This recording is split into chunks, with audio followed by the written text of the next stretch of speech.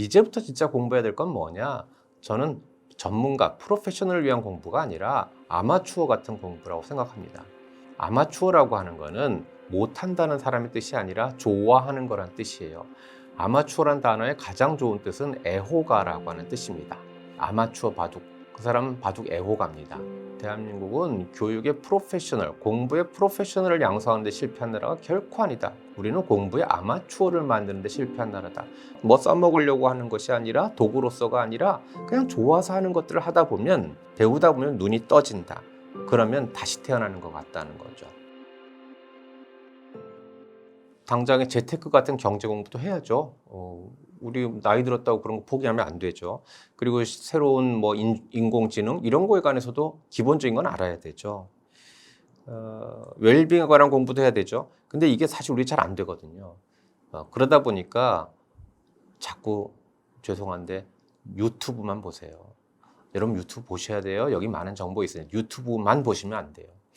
책만 보는 것도 위험해요. 왜냐하면 책은 유튜브 같은 영상 자료에 비해서 내가 공부가 잘 안 돼요. 그러면 그 두 가지가 보완제래야 될 텐데 그걸 대체제라고 생각하시면 안 돼요.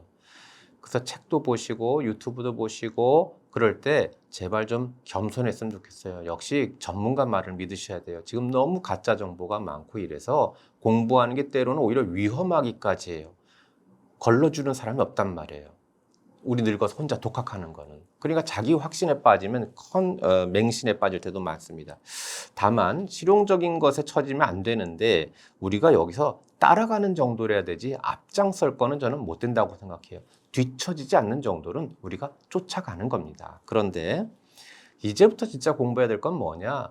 저는 전문가, 프로페셔널을 위한 공부가 아니라 아마추어 같은 공부라고 생각합니다. 아마추어라고 하는 거는 못한다는 사람의 뜻이 아니라 좋아하는 거란 뜻이에요. 아마추어란 단어의 가장 좋은 뜻은 애호가라고 하는 뜻입니다. 아마추어 바둑, 그 사람은 바둑 애호가입니다. 우리나라 교육의 문제점 얘기할 때 제가 늘 똑같이 하는 얘기가 있습니다. 대한민국은 교육의 프로페셔널, 공부의 프로페셔널을 양성하는 데 실패한 나라가 결코 아니다. 공부 잘하는 애들은 너무너무 많다. 우리는 공부의 아마추어를 만드는 데 실패한 나라다. 공부 잘하는 녀석조차도 공부 좋아서 하는 사람이 어디 있어요? 이러고 있단 말이죠. 축구는 잘 못해도 축구를 좋아하는 게 중요하잖아요. 그게 아마추어인데 그런 걸 못했다.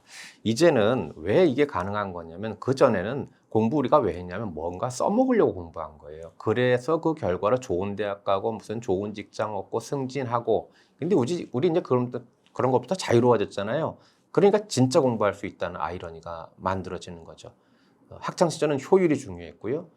딴 거는 어떤 목적성이 중요했는데 이제 우리는 목적성이 없어요. 그럼 이게 진짜 아마추어가 갈 수 있는 시간대가 온 거거든요. 과거에는 그게 60년 살다가 얼마 못 살았는데 우리는 아직도 30년이 남았어요. 어마어마한 시간이 남았어요. 여러분 고작 생각해 보세요. 초등학교 들어가서 대학까지 여러분 우리 고작 7, 8년 공부한 거예요.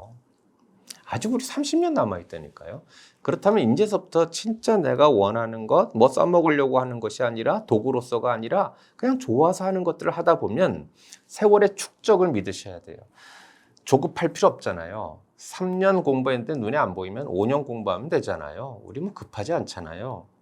그러다 보면 어느 날 내가 포기했던 클래식이 들려요. 내가 내 생전에 생각하지 않았던 미술이 눈에 들어오기 시작해요. 시가 보이기 시작한다 그 말씀입니다. 그러니까 너무 내가 이걸 누굴 가르치려고 공부하는 것도 아니라 그냥 배우려고 공부하는 건데 배우다 보면 눈이 떠진다. 그러면 다시 태어나는 것 같다는 거죠. 저는 사실 굉장히 조용한 개인으로 살아오고 있었는데 어쩌다 대중들 앞에서 서게 되는 일이 벌어졌어요. 많이 흔들리기도 하고요. 많이 흔들기도 해요. 심지어는 저한테 조기 은퇴를 유혹하는 사람들조차 있어요. 그건 뭐하러 대학에 그렇게 있느냐. 말하자면 인기 같은 거죠. 그런 건 저는 헛것, 있다가도 사라지는 것, 거품 같은 거라고 생각해요. 거기에 잠깐 제가 홀려서 저의 본캐를 잃어버린다면 무슨 소용이 있을까? 그건 곧 사라지고 말 건데. 밤하늘에 별은 실존하는 거고요. 낮에 태양 옆에 뜬 무슨 무지개 같은 건 헛것이에요. 근데 우리는 무지개가 멋있다 그러잖아요. 그거 헛것이라고요. 있다가 사라지는 거라고요. 그건 현상에 불과한 거라고요. 그게 바로 거품 같은 거예요. 그래서 저 같으면은 이런 질문을 자주 해요.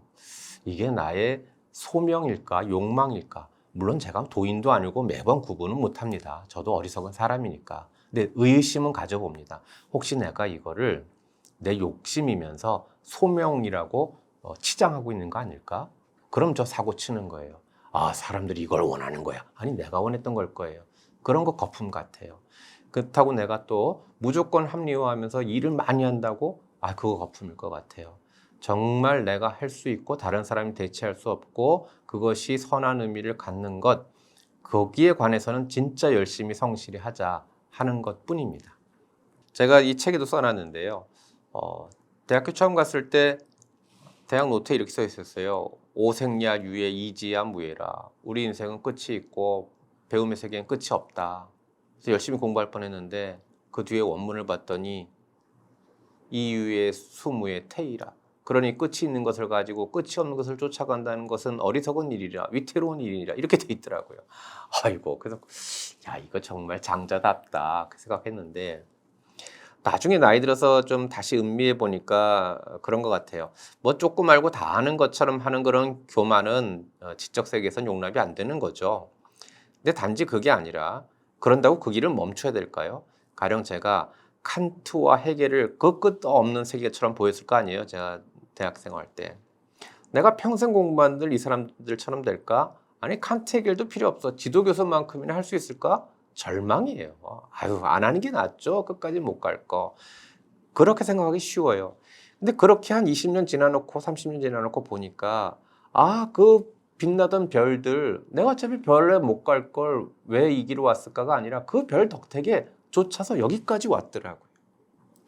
그 별이 절망만 주는 존재가 아니라 그 별 덕택에 여기까지 왔어요. 끝이 없는 존재들, 그 노자, 장자 같은 그 별들 덕분에 끝이 있는 내가 그래도 여기서 끝났을 만한 이 미물이 그 사람 덕택에 여기까지 왔어요. 너무너무 감사한 거예요. 내가 칸트 헤겔이 되기 위해서 공부하는 것이 아니라 칸트 헤겔 덕택에 여기까지 왔고, 근데 더욱 재미있는 것은 나만의 또 내 안에 칸트, 내 안에 헤겔이 또 만들어지면서 나도 누군가에겐 그런 별이 될지 모른다는 거죠. 배움이라고 하는 거는 그래서 자기 성장의 역사인데 저도 한 40 넘고 나서부터는 전공서적보다 이제서야 좀 다른 책들을 많이 읽기 시작한 거였거든요. 왜냐하면 저희는 전공으로 논문 써야 되니까 학자라고 여러분 많이 알고 그러지 않아요. 치과만 조금밖에 몰랐는데 이제 조금 거기서부터 노연하게 되니까 많은 것들을 읽게 되면서 눈이 넓어지는 듯한, 눈이 높아지는 듯한 그거거든요. 배움이라고 하는 걸 너무 수동적인 행위라고만 생각하지 않았으면 좋겠어요. 너무 제도적인 행위라고만 생각하지도 말았으면 좋겠어요. 지금도 어쩌면 저한테 배우시는 분이 있을 거고요. 그건 상하의 관계가 아니라 제가 알고 있는 걸 전하는 거고, 이 중엔 저보다 더 높으신 분들도 있고, 배우는 행위가 실은 나를 성장시키는 행위인데 여러분들께도 권해보고 싶은 건 너무 학생처럼만 공부해보지 마시라. 여러분 선생이 스스로 선생을 해봐라. 그 말씀은 뭐냐면 책을 읽는 수동적인 행위로만 그치는 것이 아니라 책을 써보고 꼭 안 써보더라도 자기 말로 바꿔보고. 저는 어렸을 때 공부를 어떻게 했었냐면요.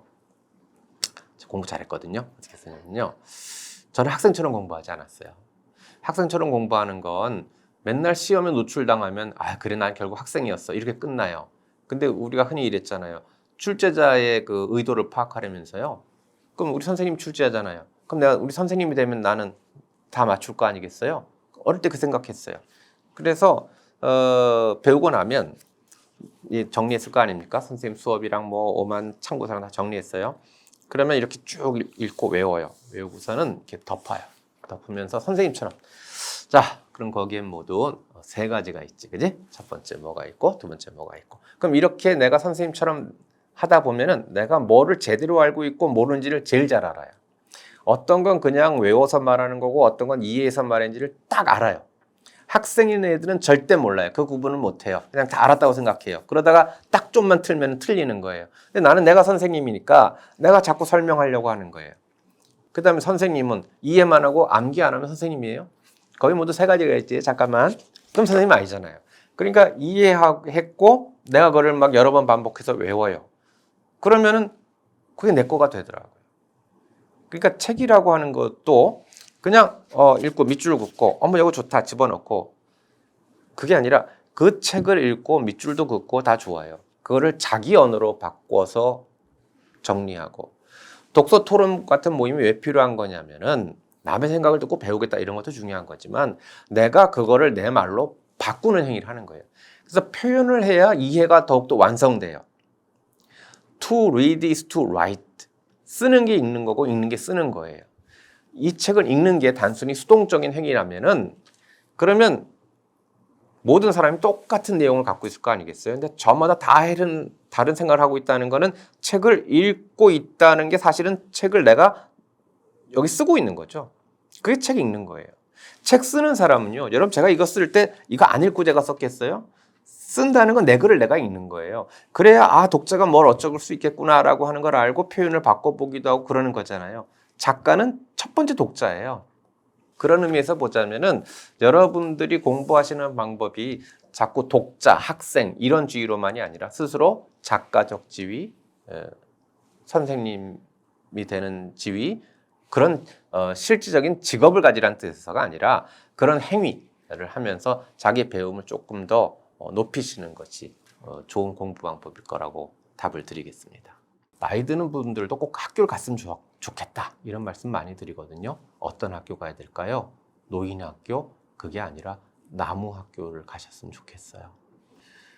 저는 제주도 여행 가면은 나무들이 많은 그런 숲을 걸어 다니곤 합니다. 비자림 같은 데 가보면요.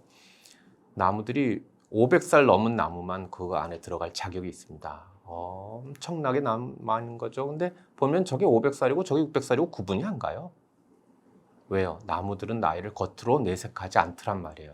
그럼 나무는 나이를 어디다 새겨놨을까요? 맞아요. 나이테에 새겨놨어요. 근데 그 나이테라고 하는 걸 가만 봤더니 늙은 나무는 늙은 나이테만 있고 젊은 나무는 젊은 나이테만 있고 그런 게 아니잖아요. 늙은 나무의 나이테를 가만 보면 젊은 나이테를 그대로 둘러싸고 커져가는 것 아닙니까? 그러니까 늙음이라고 하는 건 뭘까요? 젊음의 결여도 아니고 젊음의 반대말도 아니었어요. 늙음은 젊음을 껴안고 부단히 성숙하고 성장해가는 과정이었어요. 늙어도 내 안에 젊음이 있다. 이게 나무한테 배워야 될 거 아닐까요? 그래서 저는 지금도 불핑을 사랑합니다. 저는 뉴진스도 사랑합니다. 그런데 동시에 주현미도 사랑할 수 있고요. 트윈폴리오도 사랑할 수 있어요. 그만큼 커져가는 나무가 되는 거죠. 그래서 그 커져서 내가 뭐 할 건데? 중요해요. 내 앞에서 웃어요 하면 사진을 찍는 배경 해주는 거예요. 사랑한다 하는 그의 목소리를 서로 나누고 있을 때 나는 그늘을 드리워주는 거예요. 나 잘나려고 나무가 커가는 것이 아니라 배경 돼주려고. 그게 우리가 나무가 돼야 될 거 아닐까요? 우리가 나이 들어간다는 건 더욱 울창해져서 세상에 더 많은 그늘을 드리고 세상에 더 멋진 배경이 되어주는 역할, 그런 사람이 되기 위해서 성숙해 가야 되는 거겠죠.